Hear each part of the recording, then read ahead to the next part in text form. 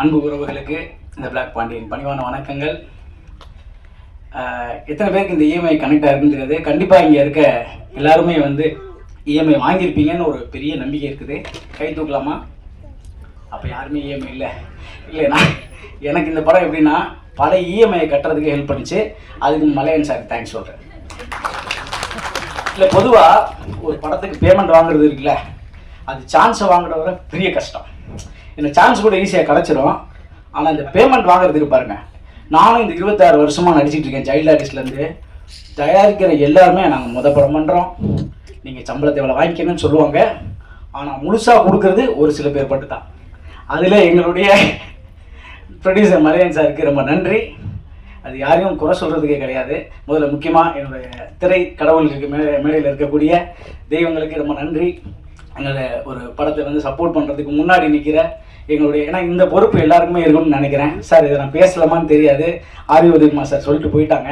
நிறைய இடத்துல பேசணும்னு ஆளுங்க இருக்கும். ப்ரெஸ் முன்னாடி எப்படி பேசுறது, ஒன்று சொன்னால் எதாவது, இப்போ நான் நிறைய ப்ரெஸ்ஸில் பேசும்போது பார்த்தீங்கன்னா எதாவது ஒன்று சொல்லியிருப்போம், அதை மாற்றி சொல்லி போட்டுற மாதிரி ஒரு ஃபீல் இருக்குது. ஏன்னா நிறைய பேர் முன்னாடி எதாவது சொல்லிட்டோம்னா, எதாவது மாற்றி சொன்னால் முன்னாடி ஒருத்தர் எழுதி அது வாய்ப்பு கிடைக்கும். இப்போ எழுதுறதுக்கோ எதையோ ஒன்று போட்டு மாற்றி தான் சொல்கிறாங்க. சமீபத்தில் ஒரு இன்டர்வியூவில் நான் பேசாத ஒரு விஷயத்த சொல்லி ஒருத்தர் ஒரு 10-20 கால் எனக்கு ஃபோன் பண்ணுறது வச்சு, ஏன்னா நெகட்டிவாக போட்டால் தான் உங்களை பார்க்குறாங்கன்னு சொல்லி ஃபோனில் சொல்கிறாங்க. அந்த மாதிரிலாம் இருக்குது. ஸோ எப்படி ஒரு இயக்குநர்களுக்கும் தயாரிப்பாளருக்கும் ஒரு படத்தை திரையுலகத்தை சரியாக வழிநடத்துறதுக்கு ஒரு முக்கிய பங்கு இருக்கோ, நம்முடைய பத்திரிகையாளரும் உங்கள் பாதம் தொட்டு கேட்டுக்கிறேன், உங்களுக்கும் அந்த பங்கு இருக்குது. பார்த்து எழுதுங்க, பார்த்து செய்யுங்க. ஆர்வி சார் சொல்லிட்டு போனாங்க. எனக்கு இப்போ கூட பேரரசன் ஒரு ரெக்வெஸ்ட் மாதிரி தான் கேட்டேன், வேண்டுகோள், ஒரு ஆதங்கம் தான். ஏன்னா இதுக்கு முன்னாடி ஒரு படம் நடிச்சிருந்தேன். 40 படங்கள் கிட்டத்தட்ட வெளியே வர வேண்டிய போராட்டங்கள் இருக்குது. அதில் ஒவ்வொரு படமும் வரும்போது எனக்கு ஒரு திருவிழாவாக ஃபீல் ஆகுது. ஒரு ப்ரொடியூசர் நடித்த எனக்கு சம்பளம் வாங்கின எனக்கே எவ்வளோ இருக்குன்னா, அந்த படத்தை தயாரித்த தயாரிப்பாளர்களுக்கு எவ்வளோ பெயின் இருக்கும், எவ்வளோ கனவுகள் இருக்கும், டைரக்டருக்கு எவ்வளோ விஷயங்கள் இருக்கும்னு ஆசையாக இருக்கும். அவங்க எப்படியாவது இந்த படத்தை வெளியே கொண்டு வந்துடணுமே அப்படின்ட்டு. நிறைய பேர் கேட்போம், பாண்டி என்ன சமயத்தில் நடிக்கலையானுவாங்க. ஐயோ, நடிச்சுக்கிட்டு தாங்க இருக்கேன், படங்கள் தயாரிப்பாளர்கள் வெளியே கொண்டு வரணும். அந்த ஆப்ளிகேஷனை இப்பயும் இயக்குனர் சங்கத்துக்கு முன்னாடி வைக்கிறேன். ஏன்னா தயாரிப்பாளர்களும் இயக்குனரும் சேர்ந்து மட்டும்தான் இந்த இண்டஸ்ட்ரியை காக்க முடியும். மற்ற எல்லாருமே வேலை பார்க்குறவங்க தான். ஏன்னா கிரியேட்டர்ஸ் அவங்க தான். ஒருத்தர் கிரியேட்டர் நம்பி ஒருத்தவங்க பணம் போடுறாங்க. அந்த ப்ரொடியூசருக்கு உண்மையிலே சொல்கிறேன் சார், ரிலீஸ் பண்ணுறதுக்கு வழிகள் இல்லாமல் ரொம்ப கஷ்டப்படுறாங்க சார். ஒவ்வொரு ப்ரொடியூசர்ஸுமே முடிச்சிடுறாங்க. இப்போ புது தயாரிப்பாளர் இருக்காங்க. நம்ம தயாரிப்பாளரும் இயக்குனர் சங்கமும் சேர்ந்து ஒரு கமிட்டி ஒன்று ஃபார்ம் பண்ணி ஒரு படத்தை எப்படி ப்ராப்பராக ரிலீஸ் பண்ணலாம், ஒரு ப்ரெஸ் மீட் இப்படி ஒரு இந்த வழியில் இத்தனை தியேட்டர்ஸ் ரிலீஸ் பண்ணலாம். ஏன்னா கிட்டத்தட்ட 25 லட்ச ரூபா அந்த தயாரிப்பாளர் இழந்திருக்காங்க. தனிப்பட்டவங்க போங்க சார், இண்டஸ்ட்ரி வேணாம் சார் அப்படின்னு அந்த ப்ரொடியூசர் போயிட்டாரு. ஸோ அந்த மாதிரி எந்த தயாரிப்பாளருக்கும் நடக்கக்கூடாது. நீங்கள் நினச்சிங்கன்னா இந்த கமிட்டியை கரெக்டாக ஃபாலோ பண்ணி அவங்களுக்கு அந்த படத்தின் மூலிமா ஒரு பெரிய வருவாய் எடுத்து ஒரு சங்கத்துக்கு வருமானம் வரதுக்கு கூட செஞ்சிங்கன்னா கைட் பண்ணுறதுக்கு இங்கே ஆள் இல்லை சார்.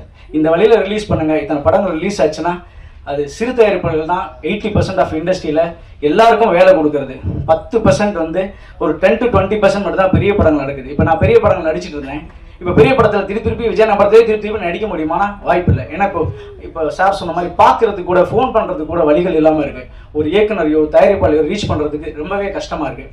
ஸோ அப்போது ஒரு முக்கியமான விஷயம் என்னென்னா, இது எல்லாத்தையும் அணுகக்கூடிய இது கிடையாது. எங்கேயோ ஒரு ஓட்டை இருக்குது.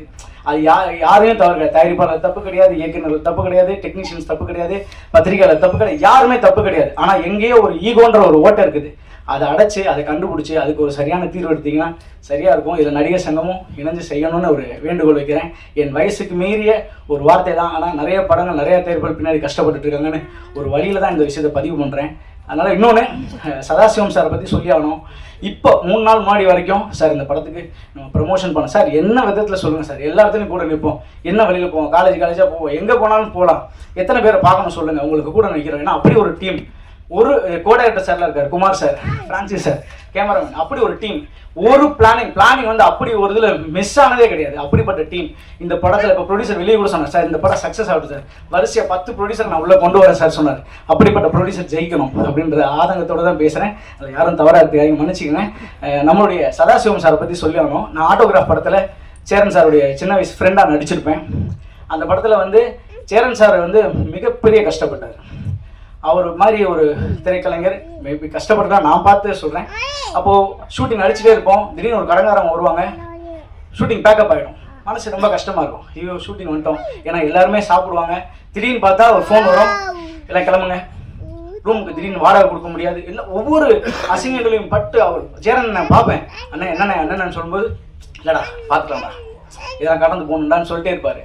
அப்படி ஒரு சேரண்ணன் ஆட்டோகிராஃப்ன்ற ஒரு படம், அந்த படம் வெற்றி அடைஞ்சு எப்பேற்பட்ட ஒரு வெற்றி அந்த இயக்குனருக்கு கிடைச்சுன்னா, இந்த சினிமா யாரையும் கைவிடாதுன்றது பெரிய நம்பிக்கையை கொண்ட ஒரு இடம் தான் அந்த ஆட்டோகிராஃபுடைய வெற்றி. அதே சேரண்ணன் வெற்றி அடைஞ்சதுக்கப்புறம் அந்த ஒரு விஷயமும் பார்க்கும் பொழுது அவருடைய வளர்ச்சியில் ரொம்ப சந்தோஷப்பட்டேன். அது மாதிரி நடிச்சுக்கிட்டே ஆதவன் சொன்னார், இந்த மாதிரி நடிச்சுக்கிட்டே இருக்கும்போது திடீர்னு ஃபினான்ஸ் போகிறேன். ஏன்னா ப்ரொடியூசரும் அவரும் ஃப்ரெண்ட்ஸ்.